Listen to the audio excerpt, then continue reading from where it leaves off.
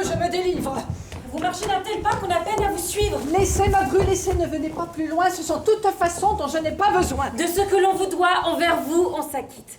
Mais ma mère, d'où vient que vous sortez si vite? C'est que je ne puis voir tout ce ménage-ci. Et que de me complaire, on ne prend nul souci. Oui, je sors de chez vous fort mal édifiée. Dans toutes mes leçons, j'y suis contrariée. On n'y respecte rien. Chacun y parle haut et c'est tout justement la cour du roi. Péto! Si. Vous êtes ma fille, une fille suivante un peu trop forte en gueule et fort impertinente. Surtout, vous vous mêlez de dire votre avis. Mais... Vous êtes un sot en 3 lettres, mon fils. C'est moi qui vous le dis, qui suis votre grand-mère. Et j'ai prédit 100 fois à mon fils, votre père, que vous preniez tout l'air d'un méchant garnement et ne lui donneriez jamais que du tourment. Je crois... Mon Dieu, sa sœur, vous faites la discrète et vous n'y touchez pas tant vous semblez doucette. Mais il n'est, comme on dit, pire haut que l'eau qui dort. Et vous menez sous chape un train que je hais fort. Mais ma mère... Ma bru, qu'il ne vous en déplaise, votre conduite en tout est tout à fait mauvaise. Vous devriez leur mettre un bon exemple aux yeux, et leur défunte mère en usait beaucoup mieux. Vous êtes dépensière, et cet état me blesse que vous ayez vêtu ainsi qu'une princesse. Quiconque veut plaire à son mari seulement, ma bru, n'a pas besoin de tant d'ajustements. Mais madame, après tout... Pour vous, monsieur son frère, je vous estime fort, vous aimez vos revers. Mais enfin, si j'étais mon cher fils, son époux, je vous prierais bien fort de n'entrer point chez nous. Sans cesse vous prêcher des maximes de vivre qui, par d'honnêtes gens, ne se doivent point suivre. Je vous parle un peu franc, mais c'est là mon humeur. Et je ne mâche point ce que j'ai sur le cœur. Votre monsieur Tartuffe est bien heureux, sans doute. C'est un homme de bien qu'il faut que l'on écoute. Et je ne puis souffrir sans me mettre en courroux de le voir quereller par un fou comme vous. Quoi? Je souffrirais, moi, qu'un cagot de critique vienne usurper séant un pouvoir tyrannique et que nous ne puissions à rien nous divertir si ce beau monsieur-là n'y daigne consentir? S'il le faut écouter et croire à ses maximes, on ne peut faire rien qu'on ne fasse des crimes. Car il contrôle tout, ce critique zélé. Et tout ce qu'il contrôle est fort bien contrôlé. C'est au chemin du ciel qu'il prétend vous conduire. Et mon fils, à l'aimer, vous devrez tous induire. Non. Voyez-vous, ma mère, il n'est père ni rien qui me puisse obliger à lui vouloir du bien. Je trahirais mon cœur de parler d'autre sorte. Sur ses façons de faire, à tout coup, je m'emporte. J'en prévois une suite. Et qu'avec ce pied plat, il faudra que j'en vienne à quelque grand éclat. Certes, c'est une chose aussi qui scandalise de voir qu'un inconnu, séant, s'impatronise. Qu'un gueux qui, arrivant, n'avait point de souliers, et dont l'habit entier valait bien 6 deniers, en viennent jusque-là que de se méconnaître, de contrarier tout et de faire le maître. Et merci de ma vie. Il en irait bien mieux si tout se gouvernait par ses ordres pieux. Il passe pour un saint dans votre fantaisie. Tout son fait, croyez-moi, n'est rien qu'hypocrisie. Voyez la langue. À lui, non plus qu'à son Laurent, je ne me fierai, moi, que sur un bon garant. J'ignore ce qu'au fond le valait peut-être. Mais pour homme de bien, je garantis le maître. Vous ne lui voulez mal et ne le rebutez qu'à cause qu'il vous dit à tous vos vérités. C'est contre le péché que son cœur se courrouce. Et l'intérêt du ciel est tout ce qui le pousse. Oui, mais pourquoi? Surtout depuis un certain temps. Ne saurait-il souffrir qu'aucun hante séant? En quoi laisse le ciel une visite honnête pour en faire un vacarme à nous rompre la tête? Veut-on que là-dessus je m'explique entre nous? Je crois que de madame, il est ma foi jaloux. Taisez-vous et songez aux choses que vous dites. Ce n'est pas lui tout seul qui blâme ses visites. Tout ce tracas qui suit les gens que vous hantez, ces carrosses, sans cesse, à la porte plantée, et de tant de laquais, le brillant assemblage, ont un éclat fâcheux dans tout le voisinage. Je veux croire qu'au fond, il ne se passe rien, mais enfin, on en parle, et cela n'est pas bien. On s'écorante, mène une vie exemplaire, tous ses soins vont au ciel.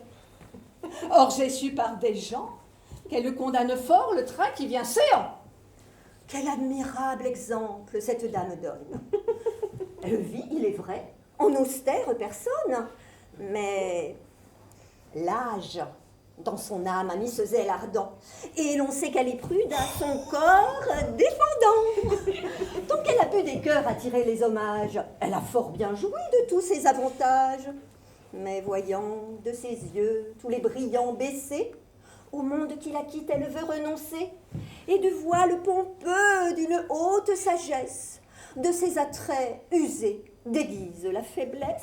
Je vous dis que mon fils n'a rien fait de plus sage que recueillant chez soi ce dévot personnage. Que le ciel, au besoin de l'océan envoyé pour redresser à tous votre esprit fourvoyé. Que pour votre salut vous le devez entendre, et qu'il ne reprend rien qui ne soit à reprendre. Ces balles, ces visites, ces conversations sont de l'esprit malin, toutes inventions.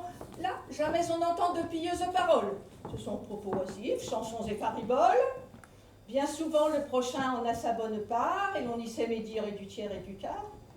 Enfin, les gens sensés ont leur tête troublée de la confusion de telles assemblées. Mille caquets divers s'y font en moins de rien.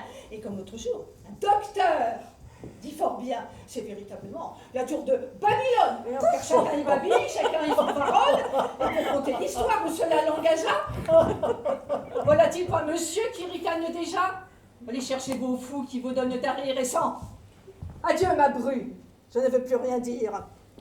En mon estime, hélas, vous baissez de moitié, et plus jamais chez vous, je ne mettrai le pied.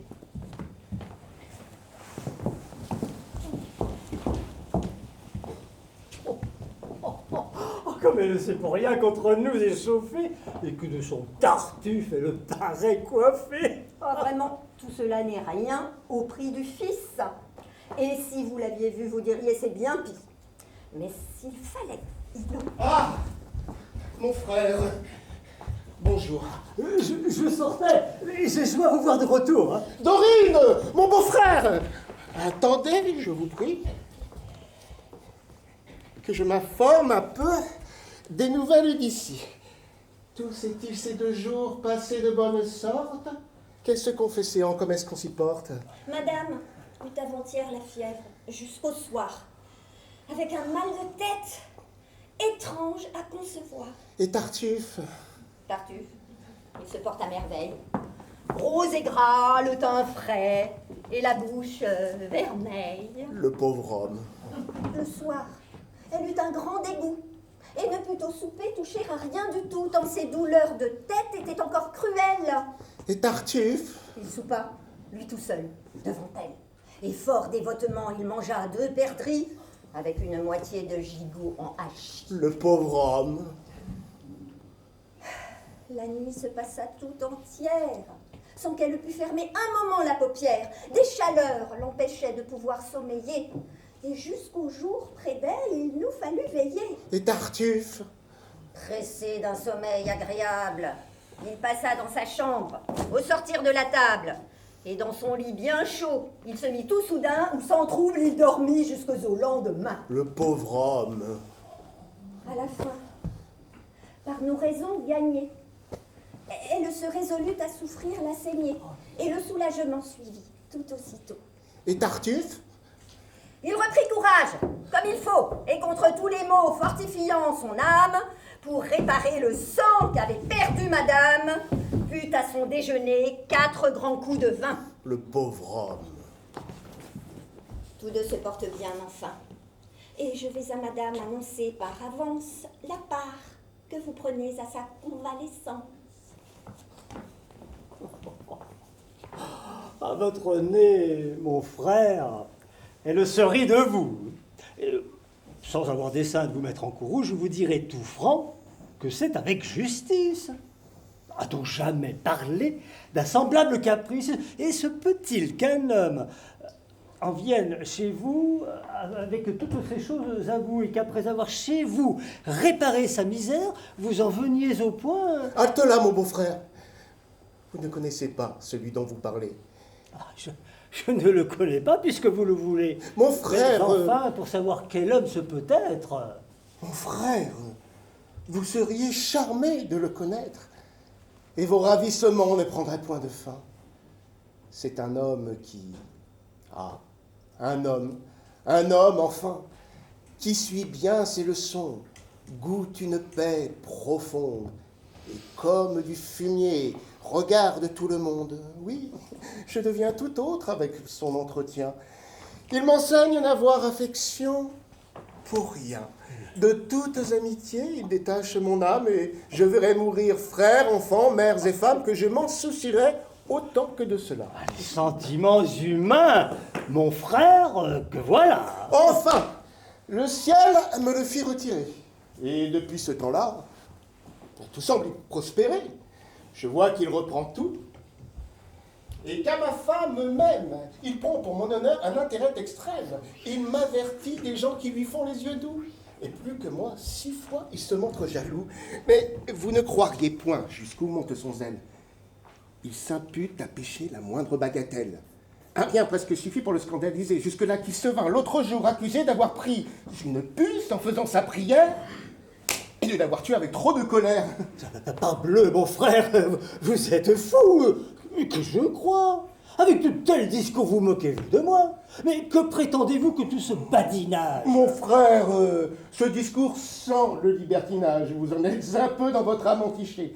Et comme je vous l'ai plus de 10 fois prêché, vous vous attirerez quelque méchante affaire. Voilà de vos pareils le discours ordinaire. Ils veulent que chacun soit aveugle comme eux. C'est être libertin que d'avoir de bons yeux. Et qui n'adore pas de veines simagrées n'a ni respect, ni foi pour les choses sacrées. Allez, tous vos discours ne me font point de peur. Je sais, comme je parlais, le ciel voit mon cœur. De tous vos façonniers, on n'est point les esclaves. Il est de faux dévots, ainsi que de faux braves. Pas plus qu'il n'apparaît qu'hier comme aujourd'hui, les vrais braves soient ceux qui font beaucoup de bruit, les bons et vrais dévots, qu'on doit suivre à la trace, ne sont pas ceux qui font les plus grandes grimaces. Quoi? Vous voulez... Vous ne ferez nulle distinction entre l'hypocrisie et la dévotion. Vous les traiter d'un semblable langage et rendre même honneur au masque qu'au visage? Égaler l'artifice à la sincérité, confondre l'apparence avec la vérité, estimer le fantôme autant que la personne et la fausse monnaie à l'égal de la bonne. Par un faux éclat, vous êtes ébloui. Monsieur mon cher beau-frère, avez-vous tout dit? Oui. Je suis votre valet. De grâce, un mot, mon frère. Laisse-moi ce discours. Vous savez que Valère, pour être votre gendre, a parole de vous. Oui. Vous aviez pris jour pour un lit ainsi doux. Il est vrai. Pourquoi donc en différer la fête? Je ne sais. Auriez-vous autre pensée en tête? Peut-être. Vous voulez manquer à votre foi? Je ne dis pas cela. Nul obstacle, je crois, ne peut vous empêcher d'accomplir vos promesses. Selon... Pour dire un mot, pourquoi tant de finesse? Valère, sur ce point, me fait vous hésiter. Le ciel en soit loué. Mais de lui reporter Tout ce qu'il vous plaira. Mais il est nécessaire de savoir vos desseins. Quels sont-ils donc? De faire ce que le ciel voudra. Mais parlons tout de bon.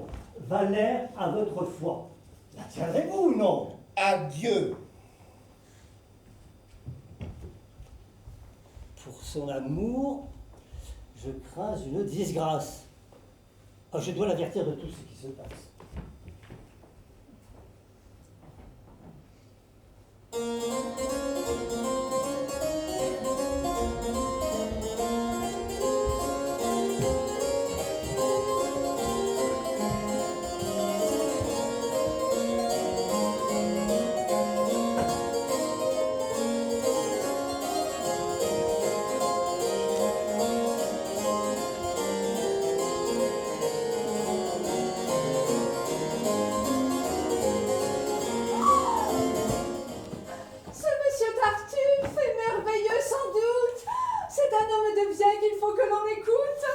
Oui, je deviens tout autre avec son entretien. Il m'enseigne à n'avoir affection pour rien. Et merci de ma vie. Il en irait bien mieux si tout se gouvernait par ses ordres pieux. Ah, mes ravissements ne prennent point de fin. C'est un homme qui... Un homme, enfin. Je vous le dis, mon fils. Vous avez été sage en recueillant chez vous ce dévot personnage. Et même si c'est en, je ne veux plus venir. À vous deux, je prédis le plus bel avenir.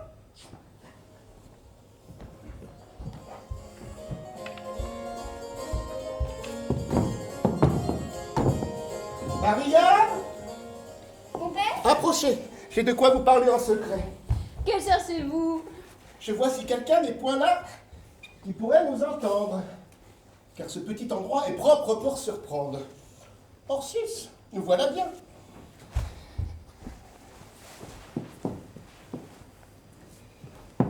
J'ai, Marianne, en vous reconnu de tout temps un esprit assez doux. Et de tout temps aussi vous m'avez été cher. Je suis fort redevable à cet amour de père. C'est fort bien dit, ma fille. Et pour le mériter, vous devez n'avoir soin que de me contenter. C'est où je mets aussi ma gloire la plus haute. Fort bien. Que dites-vous de Tartuffe, notre hôte? Qui? Moi? Vous, voyez bien comme vous répondrez. Hélas, j'en dirai, moi, tout ce que vous voudrez. C'est parler sagement. Dites-moi donc, ma fille, qu'en toute sa personne, un haut mérite brille, qu'il touche votre cœur et qu'il vous serait doux de le voir, par mon choix, devenir votre époux. Et qu'est-ce? Plaît-il? Quoi? Me suis-je méprise? Comment? Qui voulez-vous, mon père, que je dise qui me touche le cœur? Et qu'il me serait doux de voir par votre choix devenir mon époux? Tartuffe! Il n'en est rien, mon père, je vous jure. Pourquoi me faire dire une telle imposture? Mais je veux que cela soit une vérité, et c'est assez pour vous que je l'ai arrêté. Quoi, vous voulez, mon père? Oui!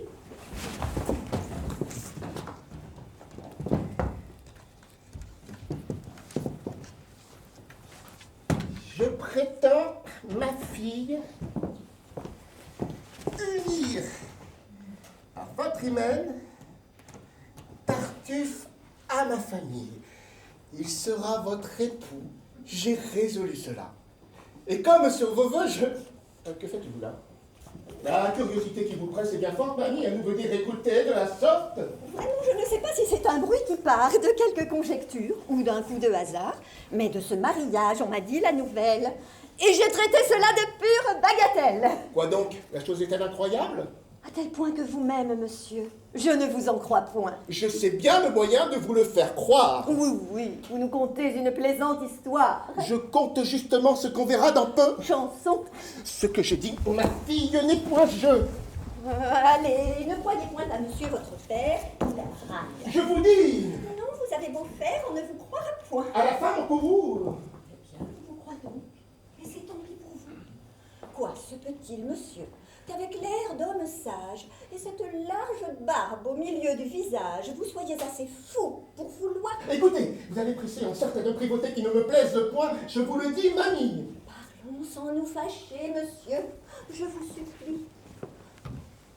Vous moquez-vous des gens d'avoir fait ce complot? Votre fille n'est point l'affaire d'un bigot. Il a d'autres emplois auxquels il faut qu'il pense. Et puis, que vous apporte une telle alliance? Pourquoi donc allez-vous, avec tout votre bien, choisir un gendre gueux? Taisez-vous! S'il n'a rien, sachez que c'est par là qu'il faut qu'on le révère. Sa misère est sans doute une honnête misère. Au-dessus des grandeurs, elle doit l'élever, puisqu'enfin, de son bien, il s'est laissé priver, par son trop peu de soin, des choses temporelles et sa puissante attache aux choses éternelles. Mais mon secours pourra lui donner les moyens de sortir d'embarras. C'est son fief qu'à bon titre au pays on renomme, et tel que l'on le voit, il est bien gentilhomme. Ou celui qui le dit. Et cette vanité, monsieur, ne sied pas bien avec la piété, qui d'une sainte vie embrasse l'innocence, ne doit point en prôner son nom et sa naissance. Et l'humble procédé de la dévotion souffre mal les éclats de cette ambition. À quoi bon cet orgueil? Mais ce discours vous blesse. Parlons de sa personne et laissons sa noblesse. Serez-vous possesseur, sans quelque peu d'ennui, d'une fille comme elle, un homme comme lui? Et ne devez-vous pas songer aux bienséances et de cette union prévoir les conséquences? Sachez que d'une fille on risque la vertu lorsque dans son hymen son goût est combattu. que le dessein d'y vivre en honnête personne dépend des qualités du mari qu'on lui donne, et que ceux dont partout on montre au doigt le front font leurs femmes souvent ce qu'on voit qu'elles sont. Il est bien difficile enfin d'être fidèle à de certains maris. C'est un certain modèle.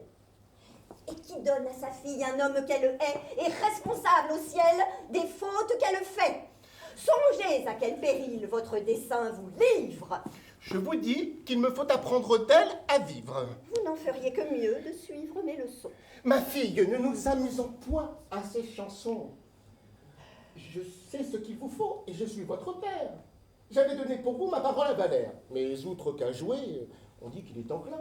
Je le soupçonne encore d'être un peu libertin.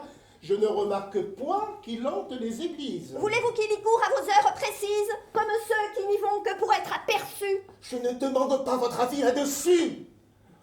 Enfin, avec le ciel, l'autre est le mieux du monde et c'est une richesse à nulle autre seconde. Cet email de tout bien comblera vos désirs. Il sera tout confit en douceur et plaisir. Ensemble, vous vivrez dans vos ardeurs fidèles, comme de vrais enfants, comme de tourterelles. À nul fâcheux débat, jamais vous n'en viendrez, et vous ferez de lui tout ce que vous voudrez. Elle n'en fera qu'un sot, je vous assure. Ouais, quel discours! Je dis qu'il en a l'encolure et que son ascendant, monsieur, l'emportera sur toute la vertu que votre fille aura. Cessez de m'interrompre et songez à vous taire, sans mettre votre nez où vous n'avez que faire. Je n'en parle, monsieur, que pour votre intérêt. C'est de prendre trop de soin, taisez-vous s'il vous plaît. Si on ne vous aimait... Mais je ne veux pas qu'on m'aime. Moi, je veux vous aimer, monsieur, malgré vous-même. Votre honneur m'est cher. Et je ne puis souffrir qu'au brocart d'un chacun vous alliez vous offrir. Vous ne vous tairez point. C'est un cas de conscience. Je ne peux pas laisser faire une telle alliance. Te tairas-tu, serpent dont les traits effrontés? Vous êtes dévot et vous vous emportez. Oui, ma bile s'échauffe à toutes ces fadaises, et tout résolument, je veux que tu te taises. Soit, mais ne disant mot, je n'en pense pas moins. Pense, si tu le veux, mais implique que tes soins à ne m'en point parler. Ou... Suffit. Comme sage, j'ai pesé mûrement toutes choses. J'enrage de ne pouvoir parler. Sans être damoiseau tartuffe et fait de sorte Ouais, c'est un beau museau. que tu n'aurais aucune sympathie pour tous les autres dons. La voilà bien lotie. Si j'étais en sa place, un homme assurément ne m'épouserait pas de force impunément. Et je lui ferais voir bientôt après la fête qu'une femme a toujours une vengeance prête. Donc, de ce que je dis, on ne fera nulle cas. De quoi vous plaignez-vous? Je ne vous parle pas. Qu'est-ce que tu fais donc? Je me parle à moi-même. Fort bien. Pour châtier son insolence extrême, il faut que je lui donne un revers de ma main. Ma fille, vous devez approuver mon dessein. Croire que le mari que j'ai su vous élire, que ne te parle-tu? Je n'ai rien à me dire. Encore un petit mot? Il ne me plaît pas, moi. Certes, je te guettais. Pas si sotte, ma foi. Enfin, ma fille, il faut payer d'obéissance et montrer pour mon choix entière déférence. Je me moquerais fort de prendre un tel époux. Vous avez là, ma fille, une peste avec vous, avec qui sans péché, je ne saurais plus vivre. Je me sens maintenant hors d'état de poursuivre. Ces discours insolents m'ont mis l'esprit en feu et... Je vais prendre l'air pour me rasseoir un peu. Avez-vous donc perdu, dites-moi la parole? Et faut-il qu'en ceci je fasse votre rôle? Souffrir qu'on vous propose un projet insensé, sans que du moindre mot vous l'ayez repoussé. Contre-père absolu. Que veux-tu que je fasse? Ce qu'il faut pour parer une telle menace. Quoi? Lui dire qu'un cœur n'aime point par autrui. Que vous vous mariez pour vous, non pas pour lui. Qui étant celle pour qui se fait toute l'affaire, c'est à vous, non à lui, que le mari doit plaire. Et que, si son Tartuffe est pour lui si charmant, il le peut épouser sans nul empêchement.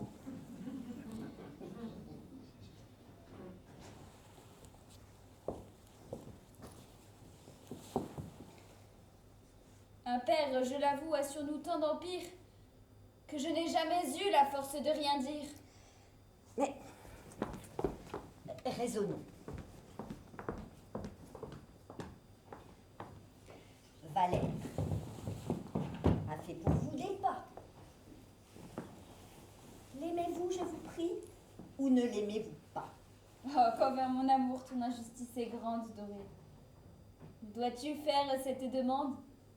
J'ai pas là-dessus ouvert 100 fois mon cœur et sais-tu pas pour lui jusqu'où va mon ardeur? Que sais-je, si le cœur a parlé par la bouche et si c'est tout de bon que cet amant vous touche. Tu me fais un grand tort, Dorine, d'en douter.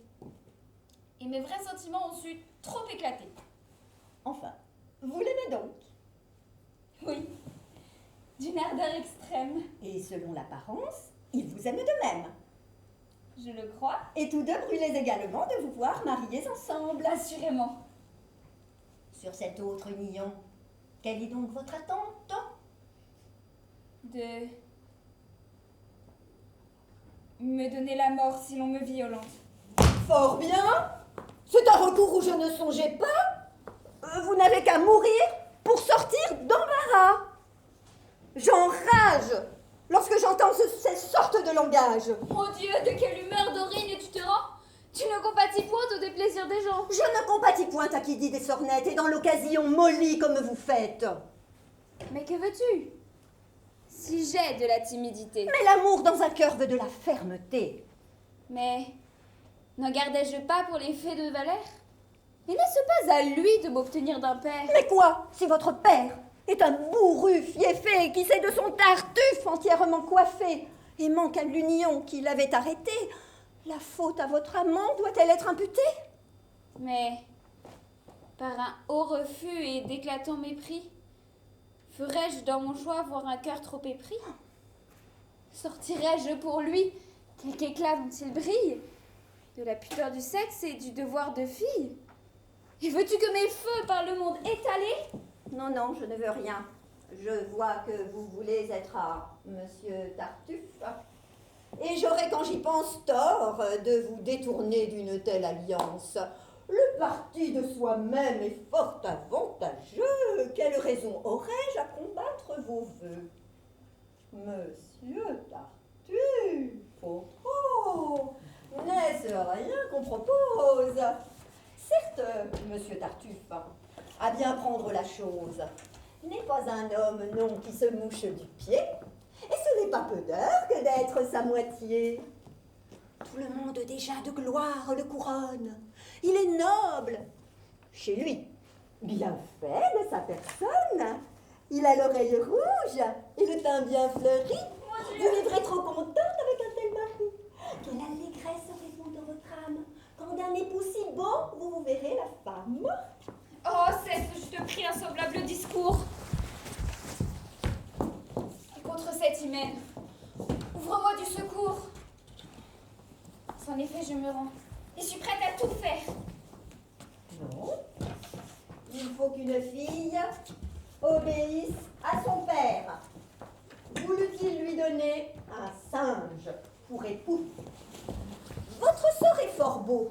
De quoi vous plaignez-vous? Vous irez par le coche, dans sa petite ville, quand oncles et cousins vous trouverez fertiles. Et vous vous plairez fort à les entretenir. D'abord, chez le beau monde, on vous fera venir. Vous irez visiter pour votre bienvenue Madame la Baline et Madame l'élu, qui, d'un siège pliant, vous feront honorer. Là, dans le carnaval, vous pourrez espérer le bal et la grande bande, à savoir 2 musettes et parfois fagotins, et les marionnettes. Si pourtant votre époux... Oh, tu me fais mourir. De tes conseils plutôt, songe à me secourir. Je suis votre servante. Et Dorine de grâce, Il faut pour vous punir que cette affaire passe. aide-moi donc. Non, Si mes vœux déclarés, point. Tartuffe est votre homme et vous en tâterez. tu sais qu'à toi toujours je me suis confiée, fais-moi. Non, vous serez, ma foi, tartuffifié. Eh bien, puisque mon sort ne saurait t'émouvoir, laisse-moi désormais tout à mon désespoir. C'est de lui que mon cœur empruntera de l'aide. Et je sais de mes mots l'infaillible remède. Là, revenez. Je quitte vous. Il faut, nonobstant tout, avoir pitié de vous. Vois-tu, si l'on m'expose à ce cruel martyre. Je te le dis, Dorine, il faudra que j'expire. Ne vous tourmentez point. On peut adroitement empêcher. Voici le valet, votre amour.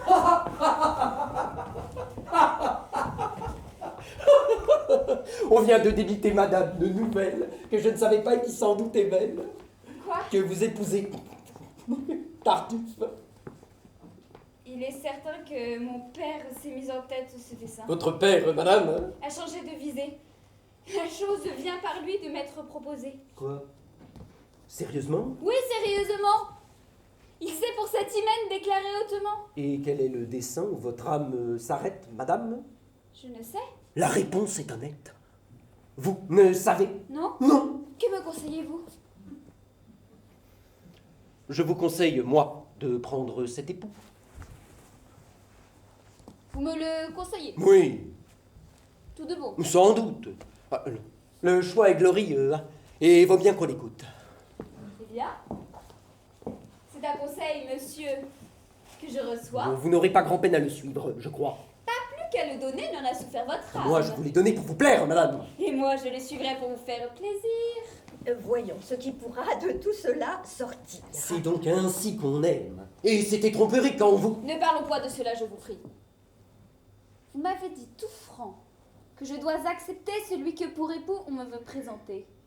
Et je déclare moi que je prétends le faire, puisque vous m'en donnez le conseil salutaire. Ne vous excusez point sur mes intentions. Vous aviez pris déjà vos résolutions.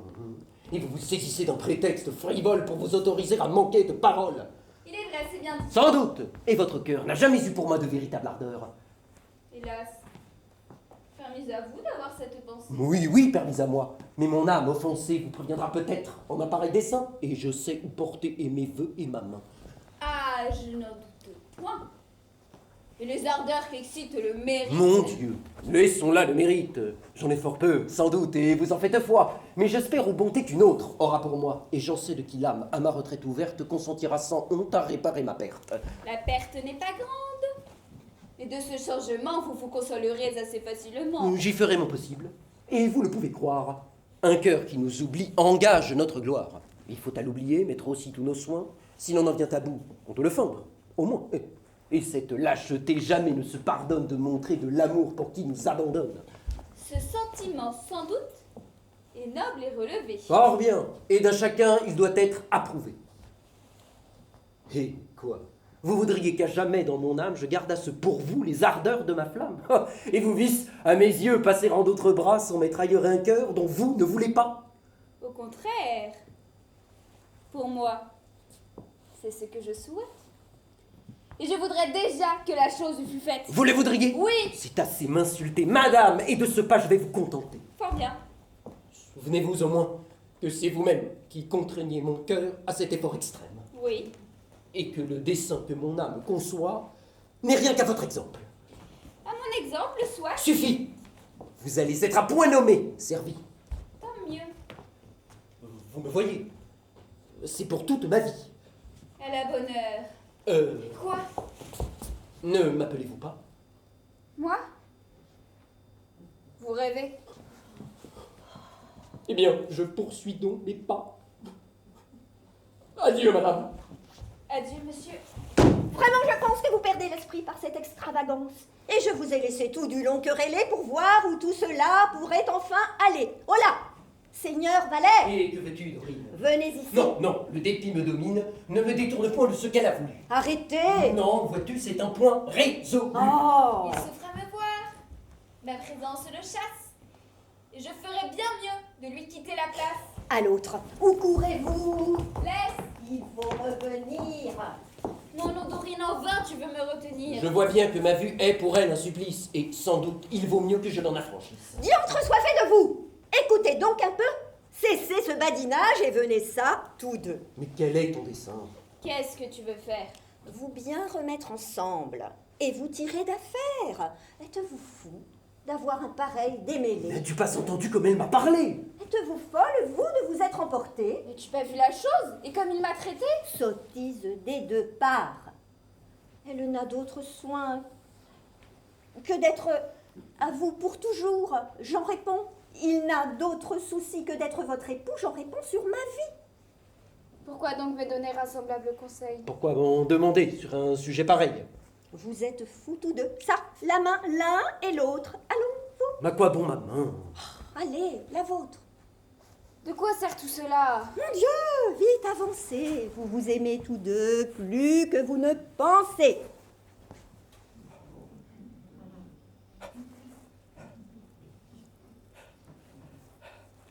Mais ne faites donc point les choses avec gêne, et regardez un peu les gens sans nulle haine.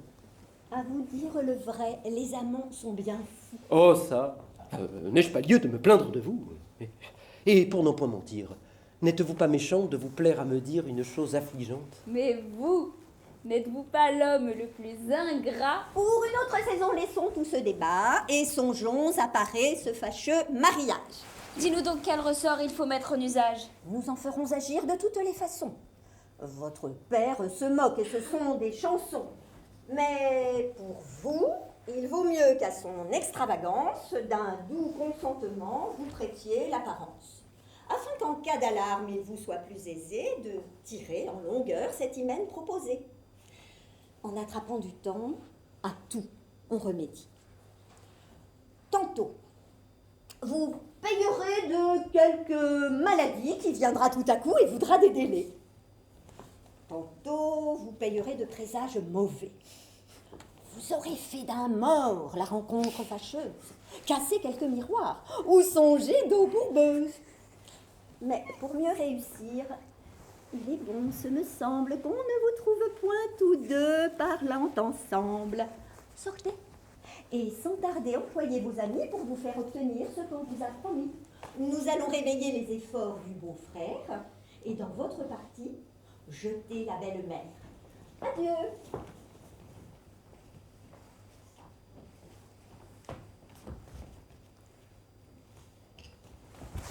Quelques efforts que nous préparions tous, ma plus grande espérance, à vrai dire, est en vous. Je ne vous réponds pas des volontés d'un père, mais je ne serai point à d'autres cavalaires. Que vous me comblez d'aise, et quoi que puisse oser. Oh, jamais les amants ne sont là de jaser. Sortez, vous dis-je. Enfin, Quel quartier est le vôtre? Tirez de ce côté et vous tirez de l'autre.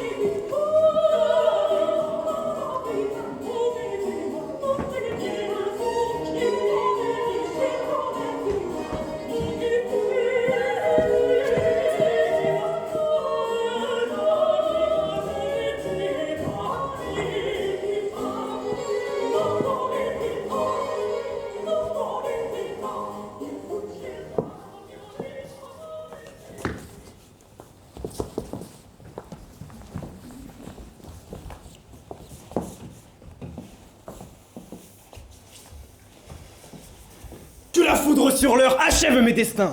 Qu'on me traite partout du plus grand des faquins, ce n'est aucun respect ni pouvoir qui m'arrête. Et si je ne fais pas quelques coups de ma tête? De grâce, modérez un tel emportement. Votre père n'a fait qu'en parler, simplement. On n'exécute pas tout ce qui se propose et le chemin est long du projet à la chose. Il faut que de ce fait j'arrête les complots. Et qu'à l'oreille un peu, je lui dise 2 mots. Ah, tout doux.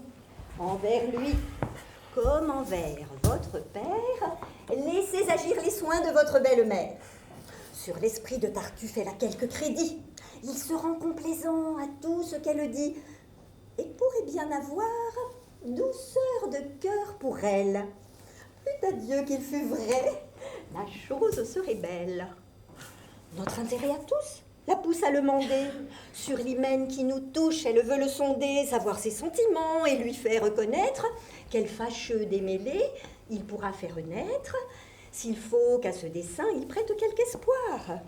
Son valet dit qu'il prie, et je n'ai pu le voir. Mais ce valet m'a dit qu'il s'en allait descendre. Sortez donc, je vous prie, et me laissez y attendre. Je puis être présent à tout cet entretien. Point, il faut qu'il soit seul. Je ne lui dirai rien. Vous vous moquez. On sait vos transports ordinaires, et c'est le vrai moyen de garder les affaires. Sortez. Non, je veux voir, sans me mettre en courroux. Que vous êtes fâcheux, dites bien. Retirez-vous. Laurent, rangez ma haire avec ma discipline et priez que toujours le ciel vous illumine.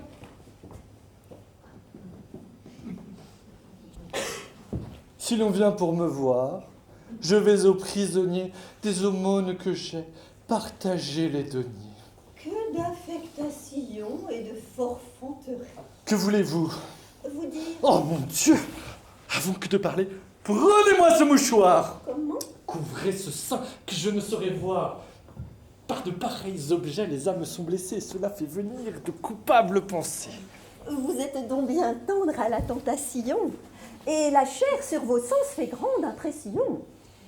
Vraiment, je ne sais pas quelle chaleur vous monte, mais à convoiter, moi, je ne suis point si prompte, et je vous verrai nu, du haut jusque en bas, que toute votre peau ne me tenterait pas. Mettez dans vos discours un peu de modestie ou je vais sur le champ vous quitter la partie. Non, c'est moi qui vais vous laisser en repos, et je n'ai seulement qu'à vous dire 2 mots. Madame va venir dans cette salle basse, et d'un mot d'entretien vous demande la grâce. Hélas, très volontiers. Comme il se radoucit, ma Bien. voix, j'en suis toujours pour ce que j'en ai dit. Viendra-t-elle bientôt? Je l'entends, ce me semble. Oui, c'est elle en personne, et je vous laisse ensemble.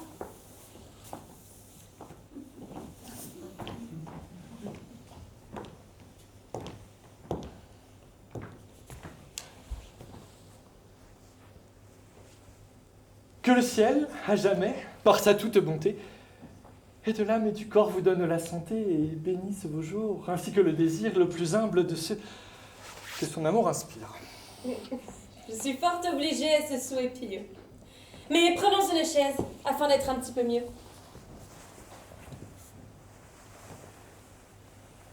Comment de votre mal vous sentez-vous remise? Fort bien. Et cette fièvre a bientôt quitté prise. Toutes mes prières n'ont pas le mérite qu'il faut pour avoir attiré cette grâce d'en haut. Mais je n'ai fait au ciel nulle de votre instance, qui n'ait eu pour objet votre convalescence. Votre zèle pour moi s'est trop inquiété. On ne peut trop chérir votre chère santé, et pour la rétablir, j'aurais donné la mienne. Oh, c'est poussé bien avant la charité chrétienne, et je vous dois beaucoup pour toutes ces bontés. Je fais bien moins pour vous que vous ne méritez. J'ai voulu vous parler en secret d'une affaire, et suis bien aise ici qu'aucun ne nous éclaire. J'en suis ravi de même. Sans doute, madame, il m'est doux de me voir, seul à seul avec vous. C'est une occasion que ciel j'ai demandé sans que jusqu'à cette heure il me l'ait accordée. Pour moi, ce que je veux, c'est un mot d'entretien, où tout votre cœur s'ouvre et ne me cache rien. Et je ne veux aussi, pour grâce singulière, que montrer à vos yeux mon âme tout entière.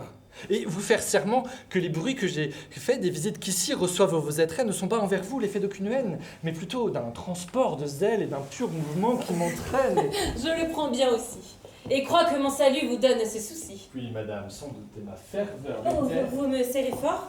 C'est par excès de zèle. De vous faire autre mal, je n'eus jamais dessein, et j'aurais bien pu... Que fait là votre main? Je tâte votre habit. L'étoffe en est moelleuse. Ah, de grâce laissée, je suis fort chatouilleuse. Mon Dieu, que de ce point l'ouvrage est merveilleux. On travaille aujourd'hui d'un air miraculeux. Jamais en toute chose on n'a vu si bien faire. Il est vrai. Mais parlons un peu de notre affaire. On tient que mon mari veut dégager sa foi et vous donner sa fille. Est-il vrai, dites-moi? Il m'en a dit 2 mots, mais madame, à vrai dire, ce n'est pas le bonheur après quoi je soupire. Et je vois autre part les merveilleux attraits de la félicité qui fait tous mes souhaits. Parce que vous n'aimez rien des choses de la terre. Mon sein n'enferme pas un cœur qui soit de pierre. Pour moi, je crois qu'au ciel tendent tous vos soupirs et que rien ici-bas n'arrête vos désirs. L'amour qui nous attache aux beautés éternelles n'étouffe pas en nous l'amour des temporels. Nos sens facilement peuvent être charmés des ouvrages parfaits que le ciel a formés. Ces attraits réfléchis brillent dans vos pareils, mais il étale en vous ses plus rares merveilles. Il a sur votre face épanché des beautés, dont les yeux sont surpris et les cœurs transportés. Et je n'ai pu vous voir, parfaite créature, sans admirer en vous l'auteur de la nature, et d'une ardente amour sentir mon cœur atteint au plus beau des portraits où lui-même il s'est peint. D'abord, j'appréhendais que cette ardeur secrète ne fût du noir esprit une surprise adroite, et même à fuir vos yeux mon cœur se résolut, vous croyant un obstacle à faire mon salut. Mais enfin je connus, ô beauté tout aimable, que cette passion peut n'être point coupable, que je puis l'ajuster avec la pudeur, et c'est ce qui m'y fait abandonner mon cœur. Ce m'est, je le confesse, une audace bien grande que d'oser de ce cœur vous adresser l'offrande. Mais j'attends en mes vœux tout de votre bonté, et rien des vains efforts de mon infirmité. En vous est mon espoir, mon bien, ma quiétude. De vous dépend ma peine ou ma béatitude, et je veux être enfin, par votre seul arrêt, heureux si vous voulez, malheureux s'il vous plaît. La déclaration est tout à fait galante, mais elle est à vrai dire un peu bien surprenante.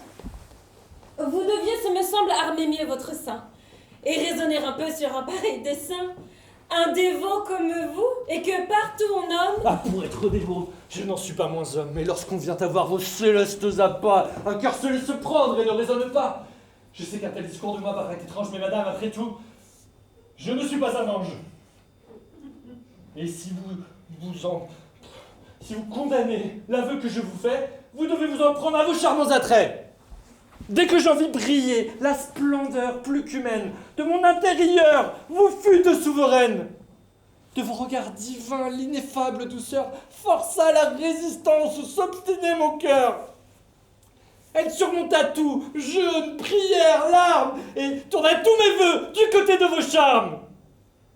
Mes yeux et mes soupirs vous l'ont dit mille fois, et pour mieux m'expliquer, j'emploie ici la voix. Que si vous contemplez d'une âme un peu bénigne les tribulations de votre esclave indigne, s'il faut que vos bontés daignent me consoler, et jusqu'à mon néant veuillent se ravaler, j'aurai toujours pour vous, ô suaves merveilles, une dévotion à nul autre pareille.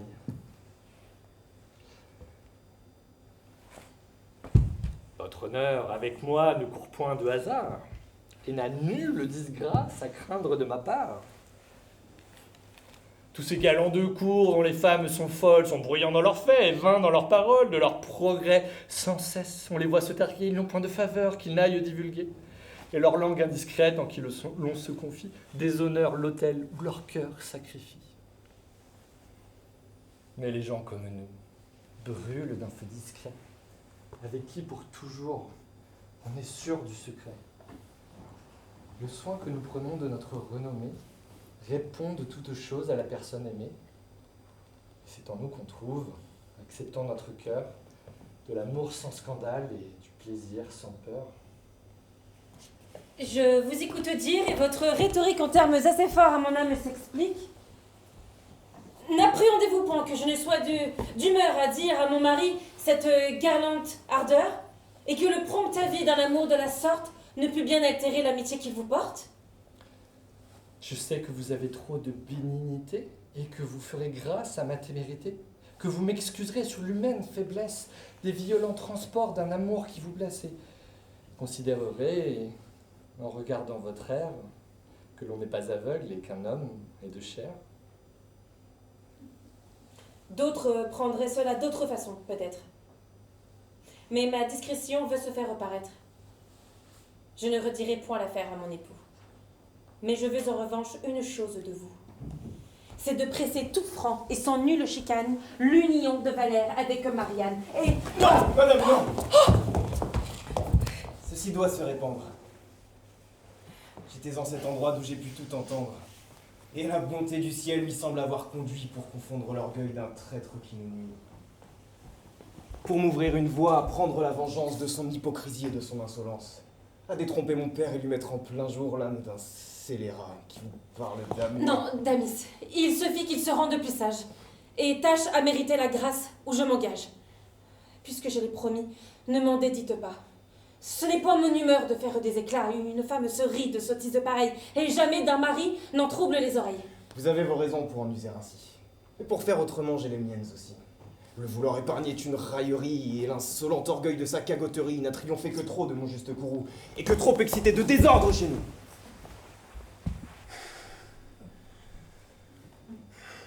Le fourbe, trop longtemps a gouverné mon père, et desservi l'amour qu'a ma sœur pour Valère. Il faut que du perfide il soit désabusé, et le ciel, pour cela, m'offre un moyen aisé. De cette occasion, je le suis redevable, et pour la négliger, elle trop favorable, ce serait mérité qu'il me la vînt ravir que de l'avoir en main et ne m'en pas servir. Non, Non, s'il vous plaît. Il faut qu'en moi je croie. Mon âme est maintenant au comble de sa joie, et vos discours en vain prétendent m'obliger à quitter le plaisir de nous pouvoir venger. Sans aller plus attendre, je vais vider l'affaire. Et voici justement de quoi me satisfaire.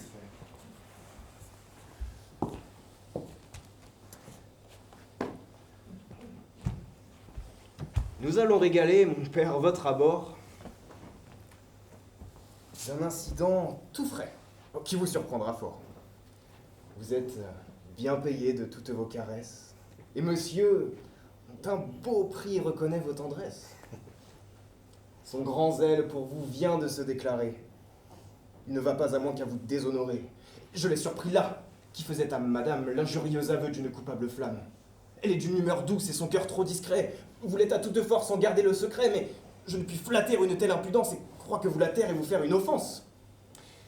Oui, je tiens que de tous ces 20 propos, on ne doit d'un mari traverser le repos. Que ce n'est point de là que l'honneur peut dépendre, et qu'il suffit pour nous de savoir nous défendre. Ce sont mes sentiments, et vous n'aurez rien dit, Damis, si j'avais eu sur vous quelque crédit. Que je viens d'entendre au ciel est-il croyable? Oui, mon frère. Je suis un méchant, un coupable, un malheureux pécheur tout plein d'iniquité, le plus grand scélérat qui jamais ait été. Chaque instant de ma vie est chargé de souillures. Elle n'est qu'un amas de crimes et d'ordures. Et je vois que le ciel, pour ma punition, me veut mortifier en cette occasion. De quelque grand forfait qu'on me puisse reprendre, je n'ai garde d'avoir l'orgueil de m'en défendre. Croyez ce qu'on vous dit. Armez votre courroux et comme un criminel, chassez-moi de chez vous. Je ne saurais savoir, tant de honte en partage, que je n'en ai encore mérité davantage. Ah, traître! Oses-tu bien, par cette fausseté, vouloir de sa vertu ternir la pureté? Quoi? La feinte douceur de cet âme hypocrite! C'est trop bête de maudit! Laissez-le parler, vous l'accusez à tort, et feriez bien mieux de croire à son rapport. Pourquoi sur un tel fait m'être si favorable? Savez-vous, après tout, de quoi je suis capable? Vous fiez-vous, mon frère, à mon extérieur? Et pour tout ce qu'on voit, me croyez-vous meilleur? Non, vous vous laissez tromper à l'apparence. Je ne suis rien moins, hélas, que ce qu'on pense. Tout le monde me prend pour un homme de bien, mais la vérité pure est que je ne vaux rien. Oui, mon cher fils, parlez, traitez-moi de perfide, d'infâme, de perdu, de voleur, d'homicide. Accablez-moi de noms encore plus détestés. Je n'y contredis point, je les ai mérités. Et j'en veux à genoux souffrir l'ignominie, comme une honte due au crime de ma vie. Mon frère, c'en est trop! Ton cœur ne se rend point traître! Ces discours vous séduiront au Tais-toi, Pandare! Mon frère, élevez-vous de grâce, infâme! Il faut... Tais-toi! J'enrage, je passe... Si tu dis un seul mot, je me romprai les bras! Mon frère, au nom de Dieu, ne vous emportez pas. J'aimerais mieux souffrir la peine la plus rude qu'il ait reçue pour moi la moindre égratignure. Ingrat! Ah, laissez-le en paix. S'il faut être de genoux, vous demandez sa grâce. Hélas, vous moquez-vous, qu'aucun va sa bonté! Donc paix! Paix, dis-je! Vous le haïssez tous! Je sais bien quel motif à la tête qui oblige, vous le haïssez tous! Et je vois aujourd'hui femmes, enfants et valets déchaînés contre lui! On met impudemment toutes choses en usage pour ôter de chez moi ce dévot personnage.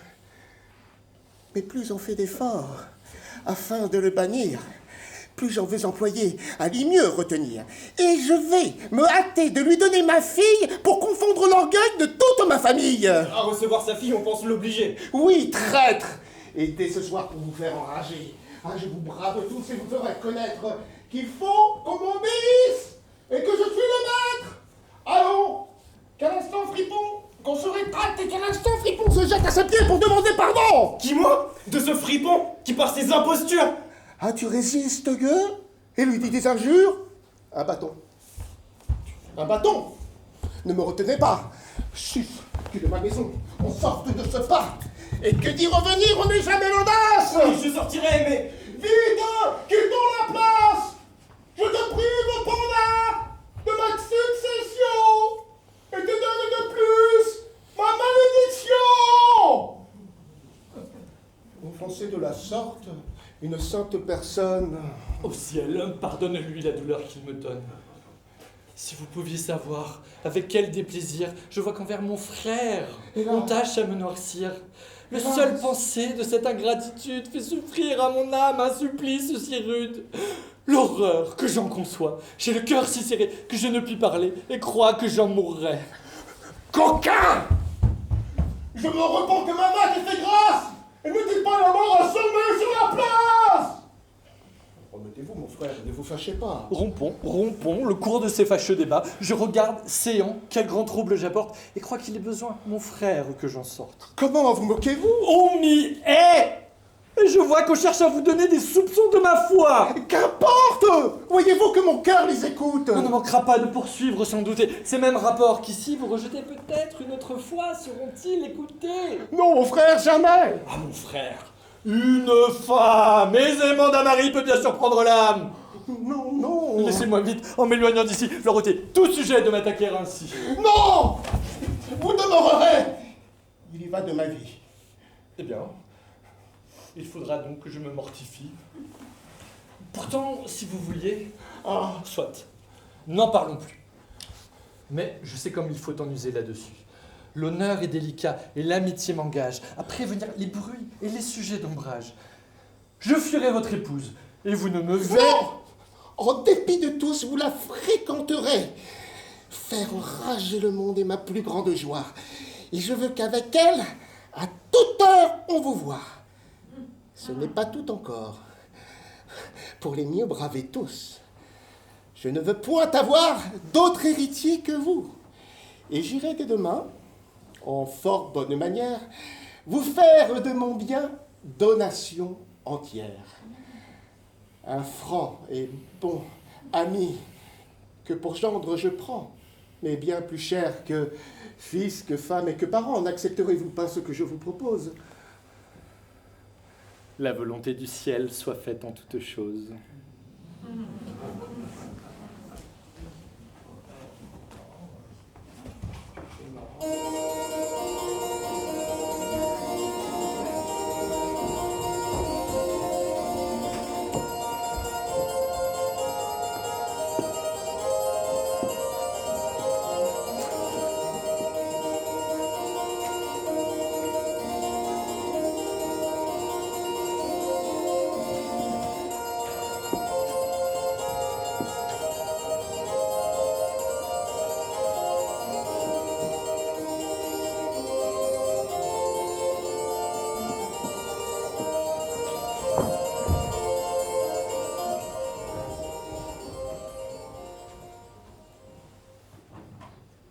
Oui, tout le monde en parle, et vous m'en pouvez croire, l'éclat que fait ce bruit n'est point à votre gloire. Et je vous ai trouvé, monsieur, fort à propos pour vous en dire net ma pensée en 2 mots. Je n'examine point à fond ce qu'on expose, je passe là-dessus et prends au pied la chose. Supposons que...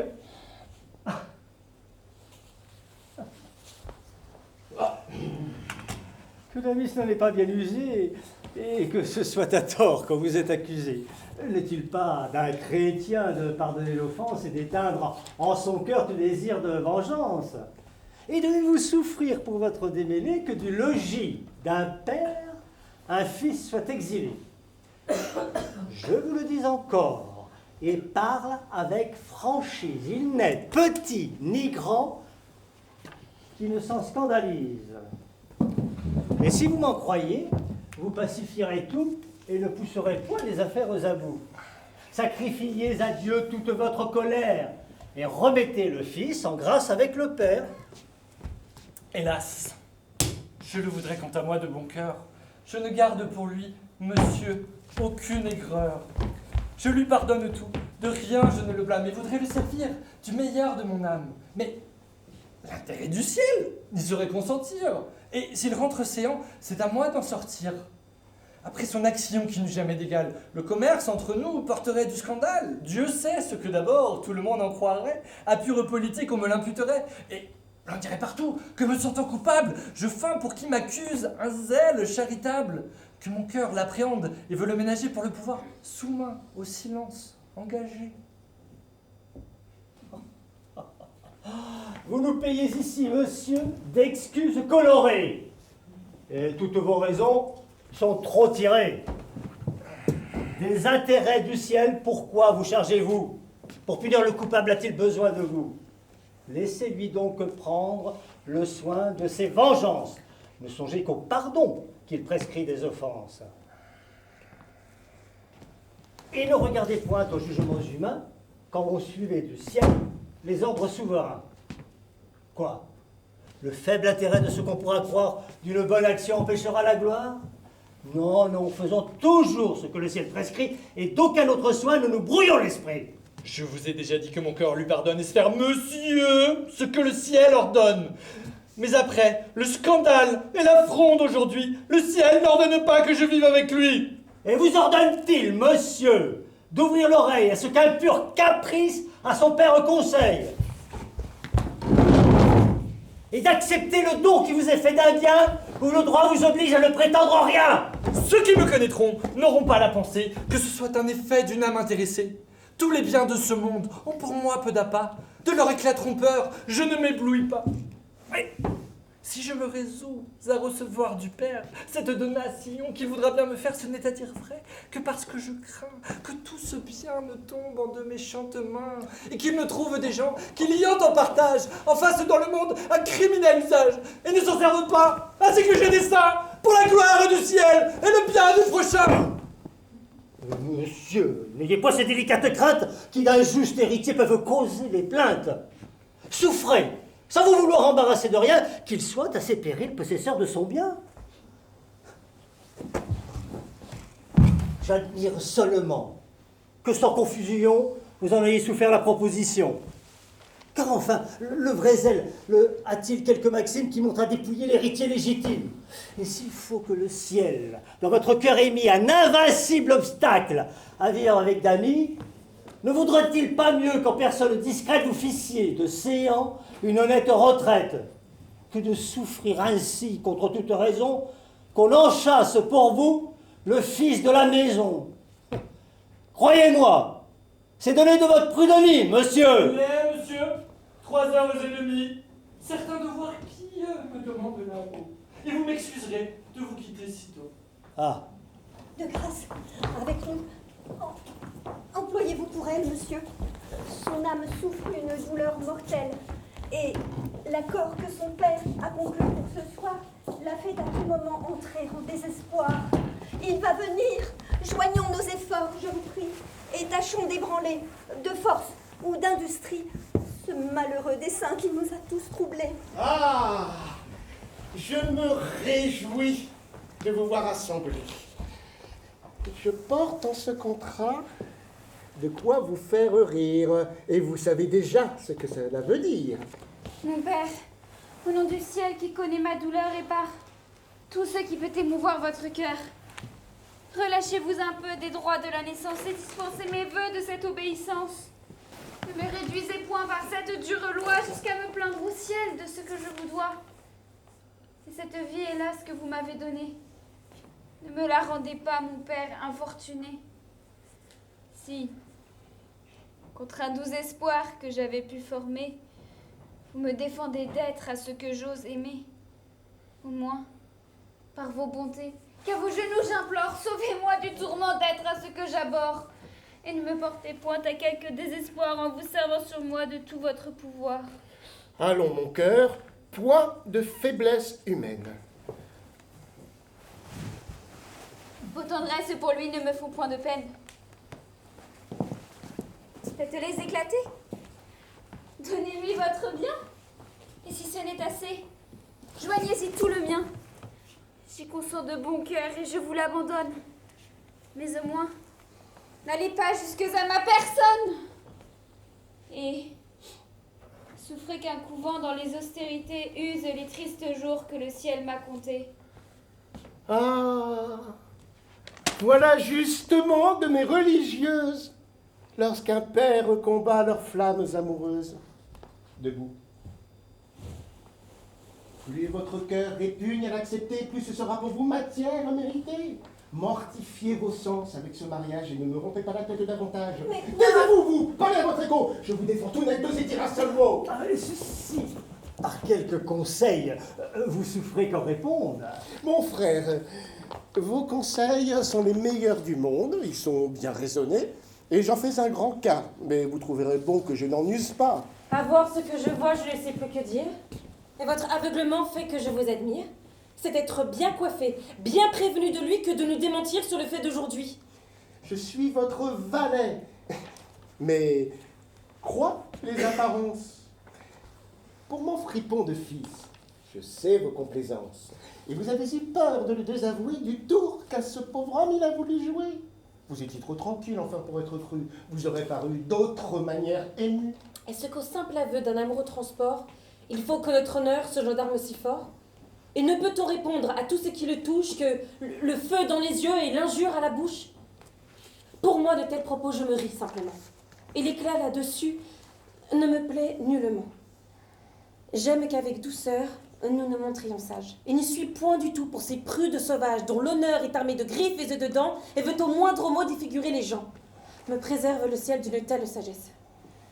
Je veux une vertu qui ne soit point diablesse, et crois que, d'un refus, la discrète froideur n'en est pas moins puissante à rebuter un cœur. Je comprends l'affaire et ne prends point le change. J'admire encore un coup cette faiblesse étrange. Mais que me répondrait votre incrédulité si l'on vous faisait voir qu'on vous dit vérité? Voir? Oui. Chanson. Mais quoi? Si je trouvais manière de vous le faire voir avec pleine lumière.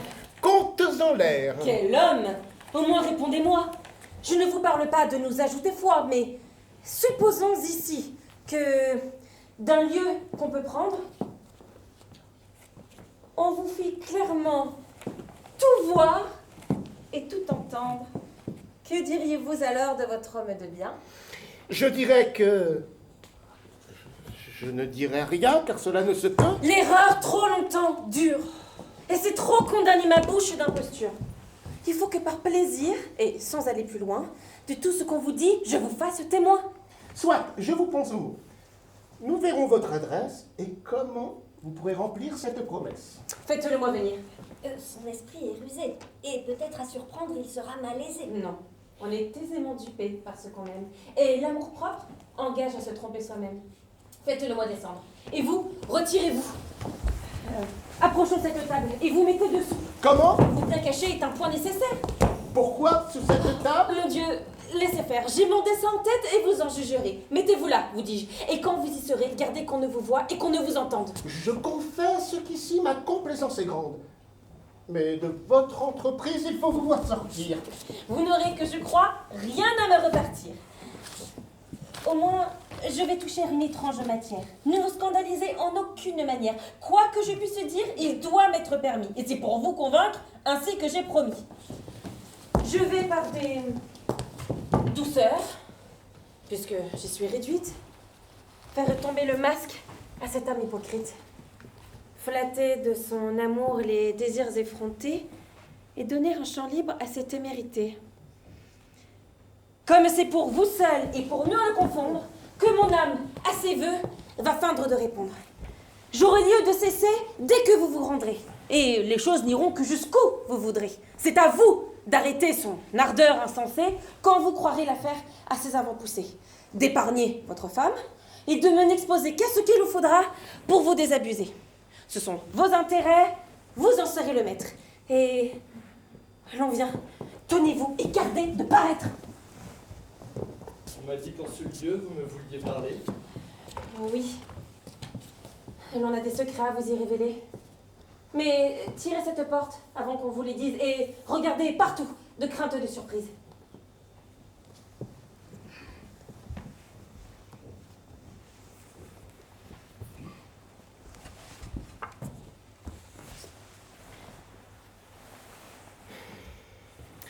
Une affaire pareille à celle de tantôt n'est pas assurément ici ce qu'il nous faut. Jamais je ne s'est vu de surprise de même. Damis m'a fait pour vous une frayeur extrême, et vous avez bien vu que j'ai fait mes efforts pour rompre ce dessein et calmer ses transports. Mon trouble, il est bien vrai, m'a si fort possédé que de les démentir, je n'ai point eu l'idée. Mais par là, grâce au ciel, tout a bien mieux été, et les choses en sont dans plus de sûreté. L'estime, on l'en vous tient, à dissiper l'orage, et mon mari, de vous, ne peut prendre d'ombrage. Pour mieux braver l'éclat des mauvais jugements, il veut que nous soyons ensemble à tout moment. Et c'est par où je puis, sans peur d'être blâmée, me trouver ici, seule, avec vous, enfermée. Et ce qui m'autorise à vous ouvrir un cœur un peu trop prompt, peut-être, à souffrir votre ardeur. Ce langage à comprendre est assez difficile, madame, et vous parliez tantôt d'un autre style. Ah, c'est d'un tel refus vous êtes en courroux, que le cœur d'une femme est mal connu de vous, que vous savez si peu ce qu'il peut faire entendre lorsque si faiblement on le voit se défendre.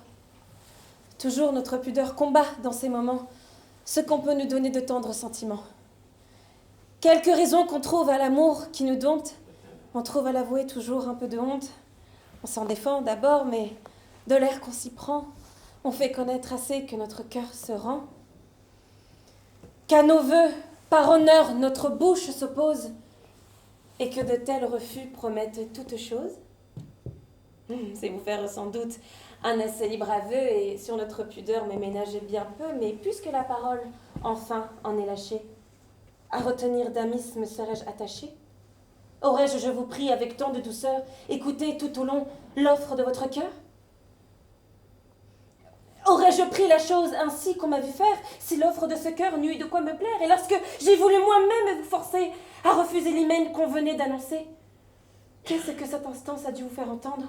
Que l'intérêt qu'en vous, on s'avise de prendre, et l'ennui qu'on aurait, que ce nœud qu'on résout, va partager en deux un cœur que l'on veut tout. C'est sans doute, madame, une douceur extrême que d'entendre ces mots d'une bouche qu'on aime. L'or miel, dans tous mes sens, fait couler à l'entrée une suavité qu'on ne goûta jamais. Mon cœur de vos voeux fait sa béatitude, et ce cœur vous demande ici la liberté d'oser douter un peu de sa félicité. Pour m'obliger à rompre un hymen qui s'apprête, je puis croire ces mots un artifice honnête. Et s'il faut librement m'expliquer avec vous, je ne me fierai point à des propos si doux qu'un peu de vos faveurs, après quoi je soupire, ne viennent m'assurer tout ce qu'ils m'ont pu dire, et planter dans mon âme une constante foi des charmantes bontés que vous avez pour moi. Vous les allez avec cette vitesse? Et d'un cœur tout d'abord épuisé la tendresse? On se tue à vous faire un aveu des plus doux, cependant, ce n'est pas encore assez pour vous. Et on ne peut aller jusqu'à vous satisfaire qu'aux dernières faveurs, on ne pousse l'affaire. Moins on mérite un bien, moins on l'ose espérer. Nos vœux sur des discours ont peine à s'assurer. On soupçonne aisément un sort tout plein de gloire, et l'on veut en jouir avant que de le croire. Pour moi, qui crois si peu mériter vos bontés, je doute du bonheur de mes témérités.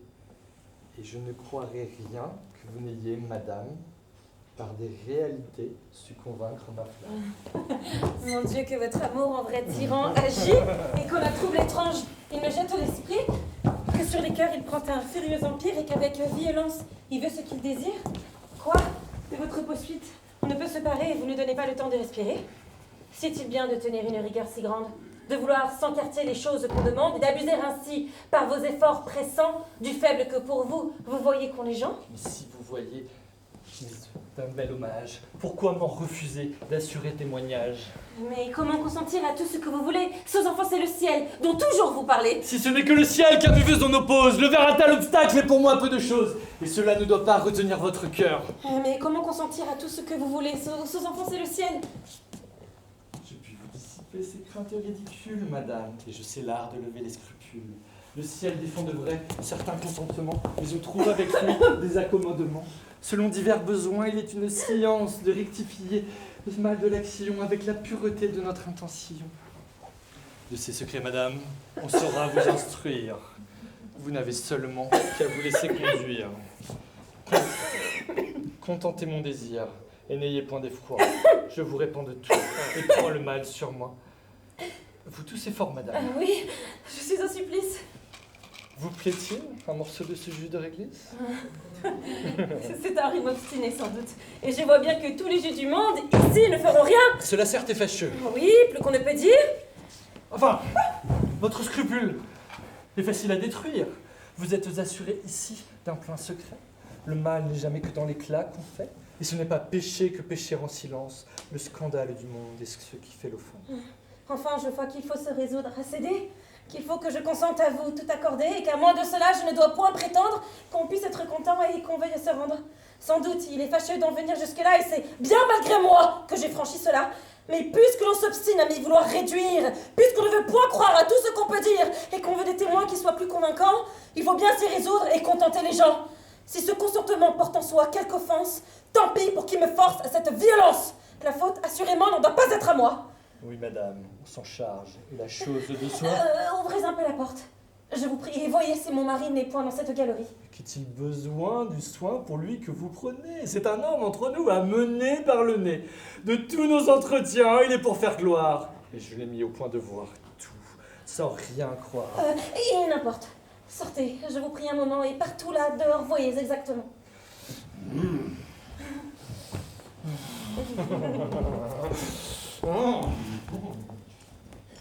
Voilà, je vous l'avoue, un abominable homme. Je n'en puis revenir et tout ceci m'assomme. Quoi? Vous sortez si tôt? Vous vous moquez des gens? Rentrez dessous la table, il n'est pas encore temps. Attendez jusqu'au bout pour voir les choses sûres, et ne vous fiez pas en simple conjecture. Non, rien de plus méchant n'est sorti de l'enfer. Oh mon Dieu! Laissez-vous bien convaincre avant que de vous rendre, et ne vous hâtez point de peur de vous méprendre. Tout conspire, madame, à mon contentement. J'ai visité de l'œil tout cet appartement. Personne ne s'y trouve, ni mal, ravi. Vous suivez trop votre amoureuse envie, et vous ne devez-vous pas tant passionner. Ah, l'homme de bien, vous m'en voulez donner, comme en tentation s'abandonne votre âme. Vous épousiez ma fille et convoitiez ma femme. J'ai douté fort longtemps que ce fût tout de bon, et je croyais toujours qu'on en changerait de ton. Mais c'est à ses avants pousser le témoignage. Je m'y tiens pour moi et n'en veux point davantage. C'est contre mon humeur que j'ai fait tout ceci. Mais on m'a mis au point de vous traiter ainsi. Ah non, point de bruit, je vous prie, déniché de séance et sans cérémonie. Mon dessein n'était pas... Ces discours ne sont plus de saison, il faut...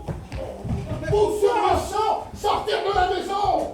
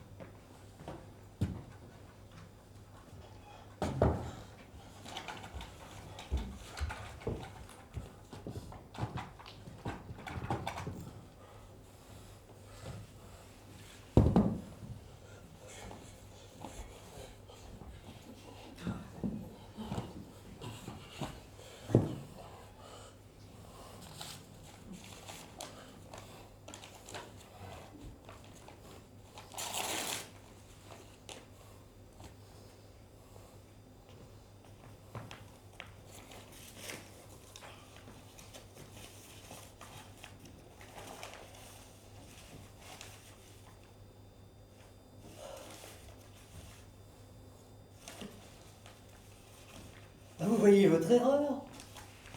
Et vous reconnaissez que par un zèle fin, vous étiez amusé. Quoi? Sous un beau semblant de ferveur si touchante, cacher un cœur si double, une âme si méchante. Moi qui allais demain, en fort bonne manière, lui faire de mon bien, donation entière. Et moi qui l'ai reçu, gueusant et n'ayant rien, c'en a fait. Je renonce à tous ces gens de bien. J'en aurai désormais une horreur effroyable, et m'en vais devenir pour eux pire qu'un diable. Eh bien, ne voilà pas de vos emportements. Ne gardez en rien les doux tempéraments. Dans la droite raison, jamais n'entre la vôtre. Et toujours d'un excès, vous vous jetez dans l'autre. Quoi? Parce qu'un fripon vous dupe avec audace sous le pompeux éclat d'une austère grimace, vous voulez que partout on soit fait comme lui et qu'aucun vrai dévot ne se trouve aujourd'hui? Oh, laissez aux libertins ces sottes conséquences. Démêlez la vertu d'avec ses apparences. Ne hasardez jamais votre estime trop tôt et soyez pour cela dans le milieu qu'il faut. Gardez-vous, s'il se peut, d'honorer la posture, mais au vrai zèle aussi, n'allez pas faire injure. Quoi? Mon père, est-il vrai qu'un coquin vous menace? Qu'il n'est point de bienfait quand son âme il n'efface, et que son lâche orgueil trop digne de Kourou se fait de vos bontés des armes contre vous? Oui, mon fils, et j'en sens des douleurs non pareilles. Laissez-moi m'en aller lui couper les oreilles!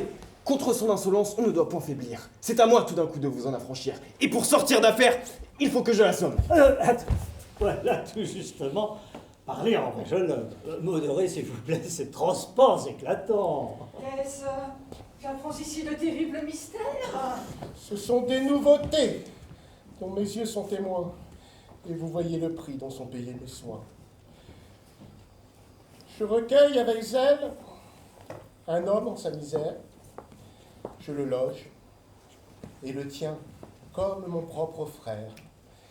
De bienfaits chaque jour, il est par moi chargé. Je lui donne ma fille et tout le bien que j'ai. Et dans le même temps, le perfide, l'infâme, tente le noir dessein de suborner ma femme. Le pauvre homme. Mon fils, je ne puis du tout croire qu'il ait voulu commettre une action si noire. Comment? Les gens de bien sont enviés, toujours. Que voulez-vous donc dire avec votre discours, ma mère? Que chez vous on vit d'étranges sortes, et qu'on ne sait que trop la haine qu'on lui porte. Qu'a cette haine à faire avec ce qu'on vous dit? Je vous l'ai dit 100 fois quand vous étiez petit. La vertu dans le monde est toujours poursuivie. Les envieux mourront, mais non jamais l'envie. Mais que fait ce discours aux choses d'aujourd'hui? On vous aura forgé sans saut compte de lui. Je vous ai déjà dit que j'ai vu tout moi-même. Des esprits médisant la malice est extrême. Vous me feriez damner, ma mère. Je vous dis que j'ai vu de mes propres yeux un crime si hardi. Les langues ont toujours du venin répandre. Il n'est rien ici-bas qui s'en puisse défendre. C'est tenir à propos au sens bien dépourvu. Je l'ai vu, dis-je. Vu de mes propres yeux, vu ce qui s'appelle vu. Faut-il vous le rebattre aux oreilles 100 fois et crier comme 4? Dieu, le plus souvent, l'apparence déçoit. Il ne faut pas toujours juger sur ce qu'on voit. J'enrage! Au faux soupçon, la nature est sujette. Et c'est souvent à mal que le bien s'interprète. Je dois interpréter à charitable soin le désir d'embrasser ma femme? Il est besoin pour accuser les gens d'avoir de justes causes. Et vous deviez attendre à vous voir sur des choses. Diantre! Pour l'assurer au mieux, je devais donc attendre ma mère qu'à mes yeux il eut. Vous me feriez dire quelque sottise. Enfin, d'un trop pur zèle, on voit son âme détruite. Je ne puis du tout penser qu'il ait commis ce que l'on dit. Allez, si vous n'étiez ma mère, je ne sais pas ce que je dirais quand je suis en colère. Juste retour, monsieur, des choses d'ici-bas. Vous ne vouliez point croire et l'on ne vous croit pas. Que le ciel soit loué. Maintenant, je respire. Favorable succès. Qui l'aurait osé dire? Quand je pense à ce traître, Ah, à mon frère arrêté et ne descendez point à des indignités. À son mauvais destin, laissez un misérable et ne rajoutez pas au remords qui l'accable.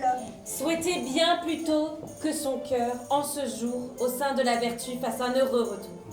Oui, c'est bien dit. Laissons éclater notre joie. Louons le ciel de ce qu'il nous envoie. Et par un doux hymen, couronnons en Valère et en ma chère fille une flamme sincère.